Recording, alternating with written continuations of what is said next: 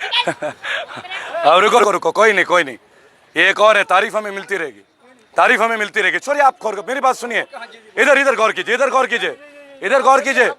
गौर कीजिए, सुनिए। ये एक संदेश देना है, गालियां तो खूब मिलती है। 18 बार थाने में भी गया हूं, 18 बार, 1 घंटे से ज्यादा रुका नहीं हूं, 1 घंटे से ज्यादा रोक नहीं पाए। गालियां और भी सुनेंगे, तैयार हैं, लेकिन मुद्दा नहीं छोड़ूंगा। आपने बोला आत्मनिर्भरता के ऊपर एक बात, एक सवाल कोरोना के ऊपर पूछता हूं। रेड लाइट में खड़ा हुआ एक भिखारी कोरोना में नहीं मरा।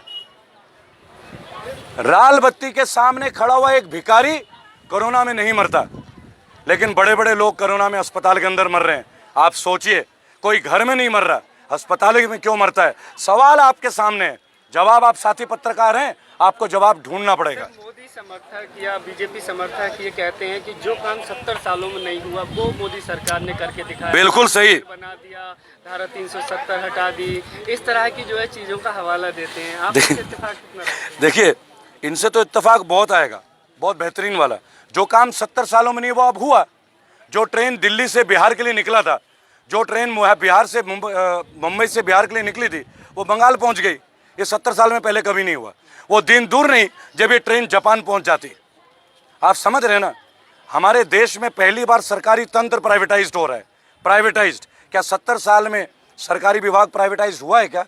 हमारी रेल का रिकॉर्ड बता दूं, 2004 और 5 में लालू प्रसाद जी रेलवे मिनिस्टर थे। रेलवे का प्रॉफिट 20,000 करोड़ था 2004 में, 20,000 करोड़। और मेरे भाई, आज रेलवे वो कहते हैं कि रेलवे घाटे में रेल में बेचा जा रहा है। तो शासन किसका अच्छा है? अच्छे दिन तब थे या अच्छे दिन अब है? फैसला आपको करना है। 20,000 करोड़ बुरे थे या ट्रेन बेचा जा रहा है, ये अच्छा है। आज आप ट्रेन को प्राइवेट बेच दीजिएगा, प्राइवेट लोग चलाएंगे ट्रेन को। कल को अगर आपके साथ बदतमीजी हो जाए, 2 बार अगर बदतमीजी की रिपोर्ट हो जाए, तो आप ट्रेन में चढ़ नहीं पाएंगे। हमसे हमारा हक छीना जा रहा है, हमारा हक। क्या आप हमारा हक को भी प्राइवेटाइज कर देंगे? ये जवाब है आपके। दिल्ली में सबने बोला जमातियों ने फैला दिया। जमाती विदेश से इंडिया में आए कैसे थे? क्या हमारा सुरक्षा तंत्र सो रहा था? क्या उनकी इन्वेस्टिगेशन हो नहीं सकती थी? तब क्यों होती है जब कोरोना फैल गया? आप गुजरात में फरवरी में नमस्ते ट्रम्प करते हैं, 1 लाख विदेशी आते हैं। आज गुजरात में अहमदाबाद सबसे पहले रेड जोन में आता है। वहां कौन गया था जी? ट्रम्प के स्वागत में विभिन्न देशों के राज्यों के लोग आते हैं। तब आपने सवाल क्यों नहीं उठाया?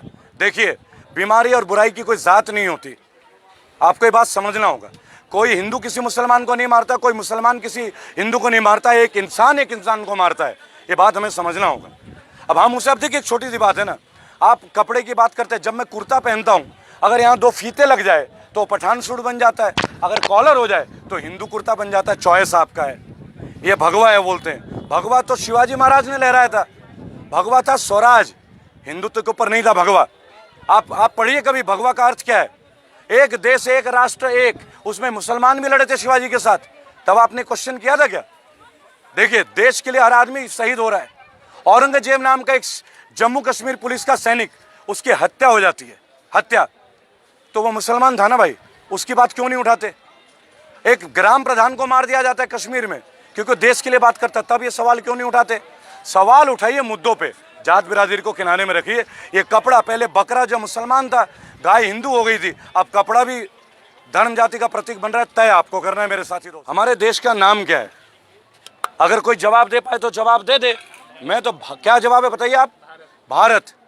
हिंदुस्तान तो नहीं है ना? अब हिंदुस्तान की बातें क्यों कर रहे हैं हम? जवाब ये है, मैं भारत की बात करता हूं, हिंदू और मुसलमान की बात नहीं करता। मैं किसी दल की बात नहीं करता, कांग्रेस बीजेपी जो काम नहीं करता उसके खिलाफ आवाज उठाता हूं। हेमा मालिनी के खिलाफ आवाज उठाई मथुरा में जाके, विनय जगताप कांग्रेस के एमएलए, उसके ऊपर आवाज उठाई। जब बुराई हो ना, वो धर्म को नहीं देखता, वो सेकुलर होता है।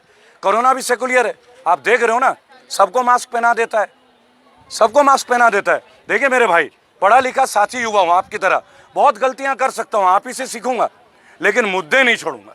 आपने नोटबंदी क्या, लोग हाशिए पे आ गए। आपने जीएसटी क्या, लोग बर्बाद करके, व्यापारी बर्बाद हैं। आज बांग्लादेश की इकॉनमी हमसे बेहतर है। वो बांग्लादेश जिसको जन्म इस महान राष्ट्र ने दिया है, वो बांग्लादेश जिनका टेक्सटाइल इंडस्ट्री नंबर 1 पे है, और हम जो टेक्सटाइल इंडस्ट्री हमारी पूरी वो धरातल पे। आज होंडा कंपनी अपना प्रोडक्शन बंद करती है, आज मारुति अपना प्रोडक्शन बंद कर रही है। क्यों बंद कर रही है? अगर एटलस साइकिल का तो हाल ही मत पूछो, साइकिल तो अब केवल समाजवादी पार्टी के लिए बच गई है। क्योंकि वो बेचारे आज भी संघर्ष कर रहे हैं। देश में जो भी मोदी गवर्नेंस के बारे में कुछ कहता है उसकी जो एक ही जगह है, वो है जेल।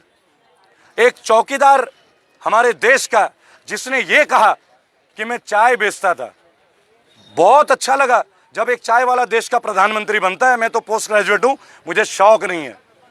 मैं बागी का बेटा हूं, बागी का पोता हूं। मेरे दादाजी स्वर्गीय गंगाधर पति स्वतंत्रता सेनानी बागी थे, शरीर के जिस्म में हर जगह चोट थी, और मैं भी बागी हूं। मैं एक बात आपको आज पूछना चाहूंगा, चाय वाला चाय बेचा करता था, आज चाय वाला स्टेशन बेच रहा है, आज चाय वाला हवाई जहाज बेच रहा है, आज चाय वाला LIC बेच रहा है, ONGC बेच रहा है, BSNL बेच रहा है। और क्या बच गया? ये जो खुली हवा है ना, अब ये खुली हवा बिकेगी कि भाई रेबल तुमने 2 किलो ऑक्सीजन लिया है, इसके पैसे दो।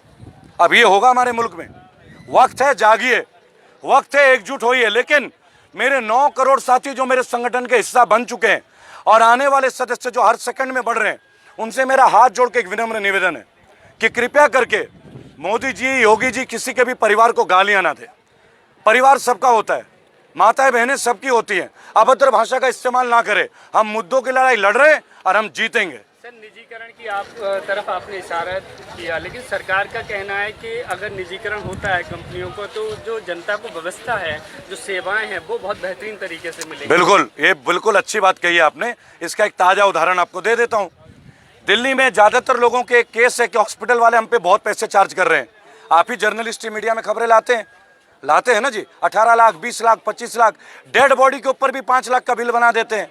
आज जब हम एक प्राइवेट अस्पताल के खिलाफ लड़ नहीं पा रहे, जब कल सब प्राइवेटाइज हो जाएगा, हमारी सुनेगा कौन?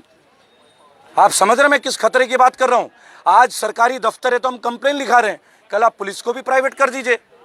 आप समझिए मैं कहना क्या चाह रहा हूं। और आप इनकी नीति का अगर गुणगान करते हैं तो मैं एक छोटा सा प्रश्न पूछता हूं मेरे भाइयों, जो पैरामिलिट्री फोर्सेज हैं, जो सेंट्रल वर्कर्स हैं गवर्नमेंट के, उनकी पेंशन बंद कर दी गई है, और जो ये MLA MP हैं, इनकी पेंशन चालू है। 5 साल एक MLA का राज होता है और वो जीवन भर पेंशन लेगा, और 40 साल एक पैरामिलिट्री फोर्स का आदमी अपने जीवन को देता है और उसका पेंशन नहीं है। और यही MLA जब एक MP बन जाता है तो इसे 2-2 बार पेंशन मिलते हैं, 2-2 बार। तो इसका मतलब है 40 साल जो एक आदमी पैरामिलिट्री में अपना जान दे रहा है, CISF, ITBP, वो देशभक्त नहीं है। लेकिन ये जो खादी वाले लोग हैं, 5 साल में ये देशभक्त हो जाते हैं। तय आपको करना है। आज बहन सुनीता यादव, जिनका मैं कैंपेन कर रहा हूं, जो कि कांस्टेबल है गुजरात में, और गुजरात में किसकी सरकार है? BJP की सरकार है।